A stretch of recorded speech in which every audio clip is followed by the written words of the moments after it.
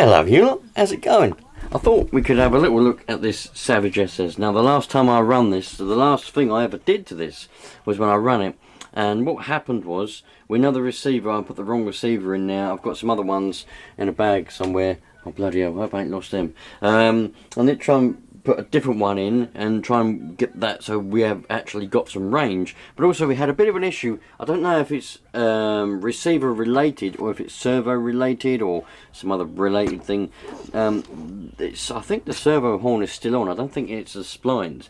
But what happened was it started having a bit of a spazzing out all of a sudden and steering to the right. And when you steer left, it would steer straight, it wouldn't go left. It wasn't to do with the throttle trim, it appeared to be something else. So we will work that out. It might have been throttle trim, but I did adjust the throttle trim all the way to the left and it was still steering straight. So something's not quite right, whether the servos had it and broken up inside or whether it's just the splines stripped or something else has come loose. We'll have a look and see what the hell's going on. But it's a Saturday afternoon and I've just realised the time is 12:44 and I'm like, oh my god, I haven't had any food. So I'm going to get some lunch from the go first and then we'll see what's going on.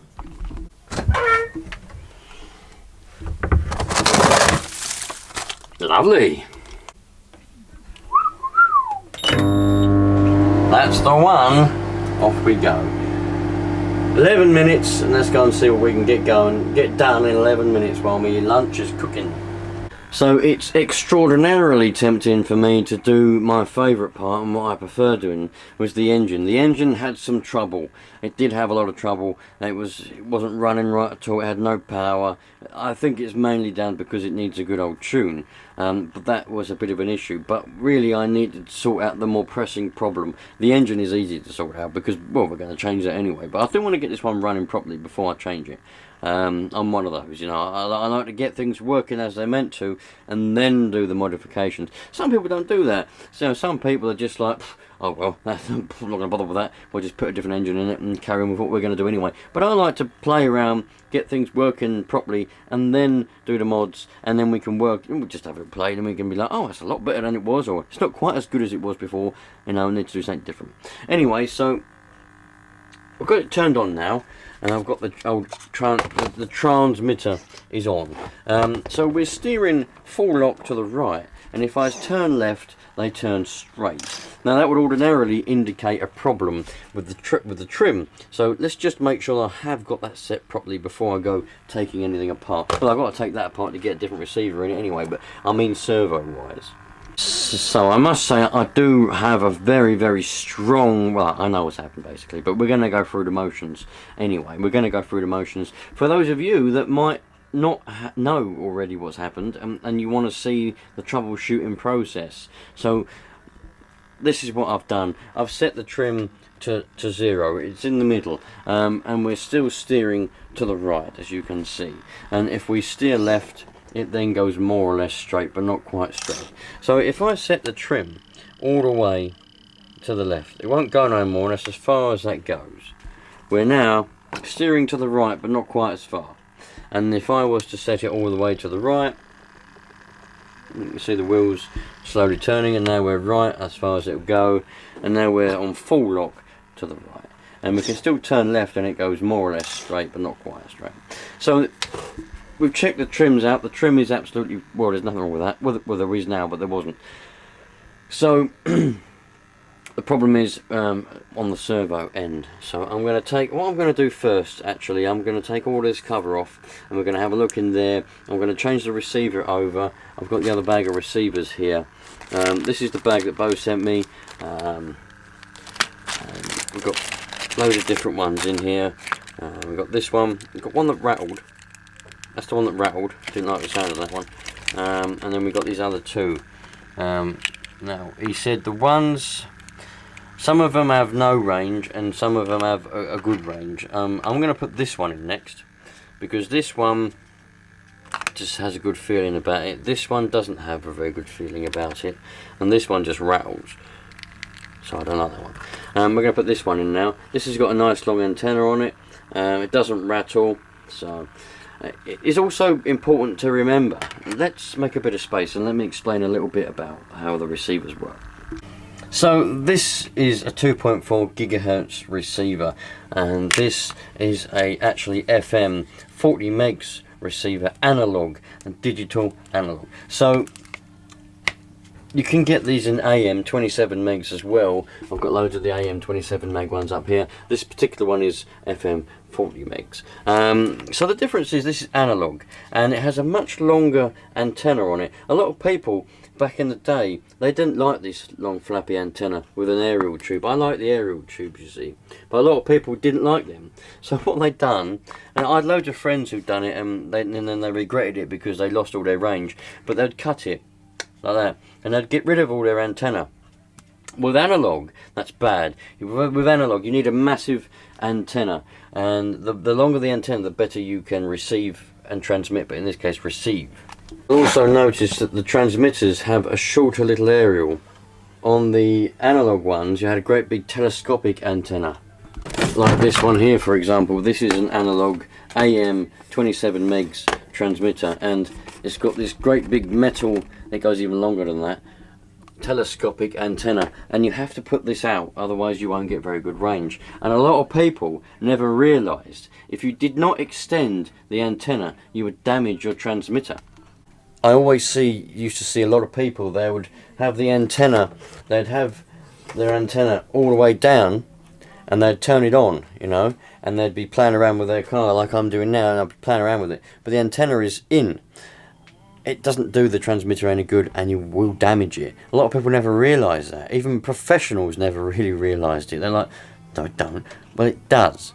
It needs to be extended for it to work properly. It won't kill it straight away, but it will do, if you keep doing it, it will do damage over time, and then the transmitter will just get weaker and weaker, and eventually it won't transmit anything, and you won't be able to use it. This, even though the sun is in the way, is one of the antennas I use for radio. And that other one on the side of my house there goes all the way up to there. That's 24 feet long or something around there. Now you can get little dinky ones like that one, but they won't go quite as far, although that's for a different band. The longer the aerial, the better you're going to get out. Now I understand that that's for CB and ham radio, but it's the same thing. So you need to bear that in mind. Now, so we need a big long antenna for these analog receivers. For these little digital 2.4 gigahertz receivers, the antenna doesn't need to be quite as long. However, it is important that you still have the antenna there. It's designed the way it's designed because that is how it works. And some people go chopping them off even more and messing around with them. They won't work as well. In fact, I do think there is one here. This one here is missing some of the end of the antenna. If you can see there's a bit of wire showing. It's not quite as long, whereas this one has a little see-through piece of plastic on the end, and the whole thing is intact. There's no damage to it. It will affect it. I didn't notice any damage to the antenna on the one that I put in, but there may well be some damage to it. It might be missing the end of it, I just didn't realise. Anyway, I just thought I'd give a little bit of information about receivers there, because there might be some of you out there that are watching this that never realised, and you might have short range on your RC car and always just thought, oh well, it must be the gear I'm using, whereas you could have a damaged antenna, and if you go and buy a new receiver, you'll fix the problem. If you've got analog though, could be down to the crystals. The crystals break up over time. But if you've got 2.4 gigahertz, it's probably going to be something to do with the antenna or something around that lines anyway. Something else to bear in mind is the batteries. I don't know, some people say it doesn't matter as much with 2.4 gigahertz, but in my experience it still matters the same. If the batteries in your transmitter are going, you know, they're running out of, they're getting low, they're running out of juice, it will affect because this transmits a signal. Obviously it's what's called a transmitter and receiver. This transmits a signal to the receiver which tells it what servos to operate. So if the batteries are getting weak on this, it might still work when you're close, but you will lose some range because it won't have as much power to push that signal out to the receiver. So just bear that in mind. You know, if you've got some short range, you might not have anything wrong. You might not need to go and play around ripping things apart. You might just have low batteries. Even if the low battery light hasn't come on yet, they might be getting low. putting new batteries in will give it more power, and you might get all your range back, and you'll be up and running in no time. Righto, you lot. I've just had my cottage pie. I'll tell you what, those cheap cottage pies from Sainsbury's, I think about 80p, 85p. And they're not, the cottage pies ain't the best, but the macaroni cheese, the spaghetti bolognese, and what was the other one? Lasagna are pretty good, man, for 85p. That's what I've been living on for the past, well, months now. Because the days of buying fresh food and good food are over, man. It's far too expensive. 85p hot meals are the way forward, you lot. Don't get the cottage pies, but go and get the macaroni cheese, the bologneses, and the lasagnas. Oh, and the ravioli, man. Oh, very good. Probably crap meat, but I don't care, man. As long as I'm alive at the end of the day, that's all that matters. Anyway, back to this. So I've started taking this apart, and I've noticed, yes, the end of it was missing. So we haven't got the end. So this one here, with the whole antenna intact, I don't know why I didn't... Either I didn't notice that, or something, I don't know why I didn't. Interesting. I obviously just didn't realise that I put that one in, and that one's got a full antenna, unless I thought I put this one in, but I didn't, and just, whatever, I ain't making no excuses. So, let's change that over and then work out the servo stuff, can't we? Right, so, just so that you're all in the loop and we're all on the same page, I put that other receiver in. I'm probably going to get in trouble for doing this, by the way, because the wife and the kids, I meant to be at work. I went to work, finished the job at knock, I'd done what I was meant to do and come home early. They'd gone to a party round our aunt's house. So I said, oh, while you're gone then, I'll wash the car, shampoo the car seats, do the garden, do some actual jobs, actual stuff. And so far I've cut the grass and watered it, and then I decided I'm going to come and do this. So, shh. I have to make sure that the car's washed and shampooed by the time she gets back. Anyway, so I put this other receiver in. This one's got an actual antenna. So we should be good now. We've still got the servo problem. It's still turning all the way to the right. So the receiver was not the problem. So now we're going to have to take off the bottom plates and have a look to see what's about with the servo. So the servo is here, so I'm going to leave all of this off because I might need to take this out again in order to get the servo out, because you unscrew it from the bottom and then pop it out the top. So let's move on to that, shall we? And also, someone mentioned, but I mentioned it anyway and I'll mention it again, no, there is no charge switch on this, but I was looking at batteries to get a new hump pack for this, because obviously when this is built I wanted to use it a lot, so I want a decent battery in there. Now they do the batteries that have got the charging cable already on them, but they're bloody expensive. They're over 20 quid, about £24, and I can't pay £24 for a battery. The batteries without a charging cable are still about £9. That's a lot of money, man, to be spending at the moment. So I'm going to leave it like that. I've got one more charge switch somewhere. I don't know where it is. It's in that stuff over there somewhere. One more charge switch, I think. I haven't decided yet if I'm going to save up and splash out on a new battery with a charging cable, in which case I won't need that charge switch. Or I could just put the charge switch in and get a cheaper battery. I want a good battery. I don't want to have to keep messing around and running out of battery when I'm out and about running. But that's the reason there's no charge switch at the moment. When we get to batteries, I'll decide. It depends how well those t-shirts sell, I suppose. Anyway, let's take the bottoms out and have a look at this servo. Right, you lot. So I've taken off this plate here, left that screw in so I can pivot it up. I could just take it off, but I like to do that, and it's bloody easier. Now I can see the problem straight away. As soon as I took that off, I could see what the problem was, and hopefully the splines aren't stripped. But it's not the end of the world if the splines are. We'll find out if they are in a minute. But it's not the end of the world, because I've actually been talking to another subscriber. One of you, he's sent me some stuff before, becoming a bit of a friend now, this person, and he's got a couple of metal geared servos, and I've come to an agreement. I've done a couple of bits, doing a bit of a swap, so I should be getting some metal geared servos, and one of them is going to go as a steering servo on this. So if this one is stripped off, it ain't the end of the world, but let's have a look and find out. It would be nice to keep this one, but I think we might have an issue. So if you can see down there, you've got the servo saver, and you've also got the screw in the middle, not this one here we're looking at, and you can see that is very loose on there.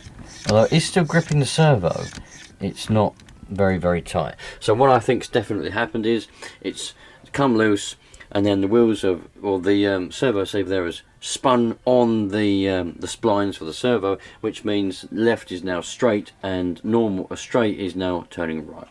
So let's take the screw out, inspect the splines and hope they're okay for now. If not, I'll just take the servo out, and once my replacement ones turn up from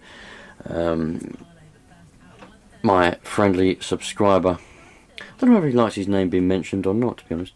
Anyway, once they turn up, I'll put the new servo in. It's always tricky when you either buy something from somebody or do a deal with somebody, you know. Sometimes you mention them in videos and they get the hump. I don't know, but sometimes I've had it in the past, you know. Bought some stuff and you're like, oh, why did you mention me?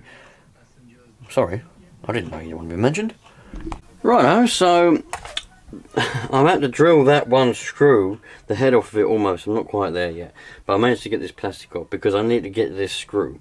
Normally it's quite easy, you just take off that screw, that screw, that screw and that screw, and you can take these two off. And sometimes you can unclip it, but sometimes it's a bit tricky and it doesn't work, and you have to undo these screws here and then move up this plate a little bit. But at least we can see the diff as well in there. That's what I had to do. But I had to drill that screw off a bit because the dickhead who put these screws in, because these aren't the original screws, all these silver screws here, these are you know, aftermarket screws that he's put in to make it look a bit better, whatever. Perhaps he's lost all the other screws, I don't know. So I had to drill it out, get the head off. I've got to get the rest of it out there now. But anyway, at least we're in. And we can get to the servo, and then we should be able to get to the screws, and we can either take the servo out if the splines are no good. Anyway, let's tidy up the mess. I did try to use this impact driver, old school method, getting the impact driver and whacking that. I tried heating it up, and I wanted to get the thread lock to come loose, but it wouldn't come loose. I couldn't get the heat in there wet enough, and I didn't want to melt the plastic with a blowtorch or nothing like that. So yeah, man, I just drilled the head off. I'll get the rest of the head off of that now with a bigger drill bit, and then I should be able to get a bit of pliers on there and wang that out, and we'll carry on from there. Let's see what else we can find. I've had loads of messages from people telling me that you've gone to Luke's RC shop and that you've gone to Answer RC to buy stuff. Loads of you have gone to Answer RC to buy Nova engines, and I'm going to keep saying keep going there, because you know they're a very helpful shop. You know, they help me out no end. I phone them up, and Pete is the most helpful person that you could think of. Knows his stuff, and the shop is brilliant as well. So keep going to Answer RC, buy them Nova engines. They're great value, and buy loads of other stuff as well. I mean, I ain't got it on, have I? But one of their t-shirts. Go buy everything from there, because that's a bloody brilliant shop. And Luke's RC shop, go and buy some stuff from there, because he's an up-and-coming shop, that Luke's RC shop, and he, you know, I do believe he's run out of stock, because loads of you lot went to buy the mystery boxes, and he sent me a message and said, I've run out of mystery box stock. Everyone's bought the mystery boxes. I'm going to have to buy some more stock. All right. So keep going there. I want to do it again. We'll make him run out of stock again. So go to Luke's RC shop and keep buying the mystery boxes. And I want to get another text message to say he's run out of stock because you've all gone and bought mystery boxes. Speaking of shops like that, I've actually got a discount code for you lot, especially for you lot, for Luke's RC shop. The link for the website will be in the description and probably on screen. And the discount code is Haggard RC, and that will be for 10% off everything on the website. Haggard RC, exactly how you see it on the screen. Go over there, spend some money and enjoy yourself. I'll catch you later on. So for those of you that might be interested in how I've gone about this, sometimes if you drill the head of the screw with a drill bit that's a bit smaller than the head, sometimes it doesn't always work. You have to work with what you've got and do with what you can see fit. But sometimes you can drill out most of the head, and then you can make it so it's a bit like that, and you can see that it goes in, and you can get these pliers and you can take them on the end, and then you can grip it and squeeze it slightly, and then you can get it. Can you see it's turning the bolt now? It's turning the screw now. Because I've got more of a leverage on it. It won't always work like that. Sometimes you have to drill the head off completely, and so there's nothing holding it, because what's holding it, well, unless a thread lock's in there, but what's holding it usually, if it's too tight or rusted, is the head So if you get rid of the head, you can get pliers on the rest of the bolt, take the plate off and then do that. You have to do with what you've got, and I've managed to use a smaller drill bit, make the head like that, then I can squeeze it with the pliers, and now I should be able to undo it with any luck.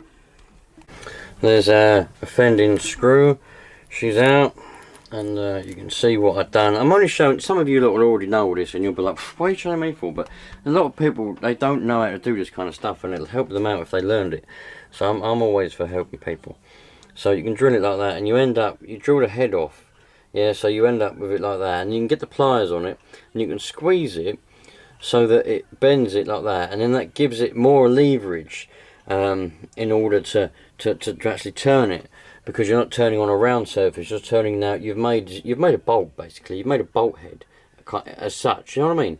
And then you can turn it, and that way I didn't have to heat any more up, I didn't have to try. There wasn't actually a lot of thread lock on there, was there? There was a bit, but not a lot. It must have just been really tight, and the head was a bit weak, and that didn't quite work. Anyway, now I can get this purple plate off, and we should be able to get to the screws properly in order to change our servo. So I've taken it off. There's one part of the servo save, that's the part that goes on the servo. The splines on the servo itself look absolutely fine. The splines in here, they don't look bad, but they don't look great at the same time. So I'm wondering if that's part of the problem. The servo saver itself might be part of the issue, but I can't see that happening. I mean, there's not really a lot to go wrong in them, to be honest, in my experience. We'll have to take that off and have a look on the underside of it, but nothing seems to be stripped off anyway. But I think what I might do, I might take that servo out anyway, because as I already said, I've got a metal geared, I don't know if that's a metal geared one or not. I'm not sure if that's metal geared servo, probably not. You servo geeks will be able to tell me all about that servo, I'm sure, if I show you the name of it in a minute. But as I said before, I fix stuff. I don't know names of everything. I don't know all the different bits and bobs. You lot that live in cities and talk to people will know everything. I just know how to get things to work. Anyway, I think I'm going to take that servo out while I'm here, because when my new servo comes, apparently they're 2 brand new servos I've swapped for that transmitter. When that comes, I think I'll just put that new servo in anyway. And that way I know that that's a new servo and there's no problems. So let's get that servo out. There we go. Now you servo geeks can tell me all about this servo. What does it say? Ultra Torque High Tech HS 645 MG. Not metal cased. It's plastic cased. It might be metal geared. We could always take the bottom off and have a look inside, maybe. But I don't think the servo is the problem. I genuinely don't. What's happened is the screw come loose.